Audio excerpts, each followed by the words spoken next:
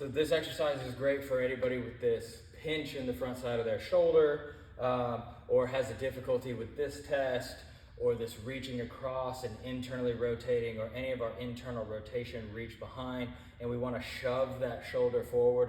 What we're doing is we have no space to open up in the backside here, so your body has decided the only place to go is forward and up, or forward and down, right? And so what we want to do is gain a little bit more of this space lengthening back here, but our ability to protract this shoulder blade and do it under load without creating more of a problem here. So if it's early on when you're feeling a lot of tension or feeling a lot of pain in that part of the joint, you may want to go less on this range of motion, but there's a few variations and a few keys in here that can help you kind of work your way out of it. So what we want to start with is almost like this wall push-up position where your hand is directly in front of you.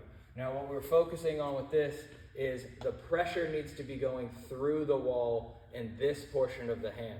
A lot of the time as we start coming across the body, or as we start pressing, we put it in this outside part of the hand and everything moves as one into this part of the shoulder right up here, right? And so what we need to focus more on is that the pressure stays here in the hand as we press away, and then we protract the shoulder. We're trying to get that shoulder blade to slide out of the way, right? If we can get that shoulder blade to slide forward, then we're no longer demanding this shoulder to pinch across the joint.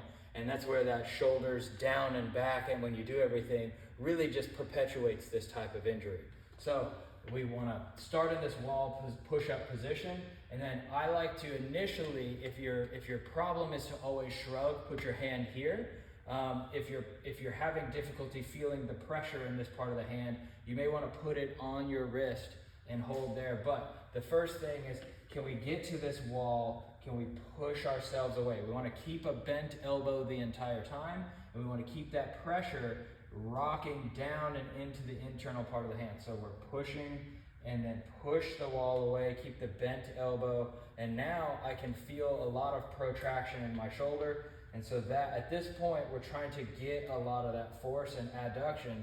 So I'm gonna rotate my torso and just try to like lean into that. And as I do that, I wanna make sure that I didn't go back into the old pattern of, oh, I'm gonna shrug my shoulder up, or, oh, I'm just gonna let my body pinch across in this joint. So I really need to create enough pressure away from that wall, right? To where I'm loading this and I'm keeping a lot of tension into it, and I'm not allowing this to pinch or shrug.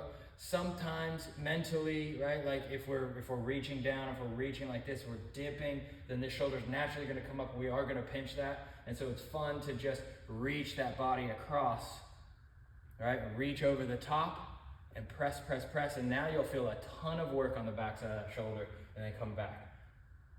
So that's a way to work on some of this.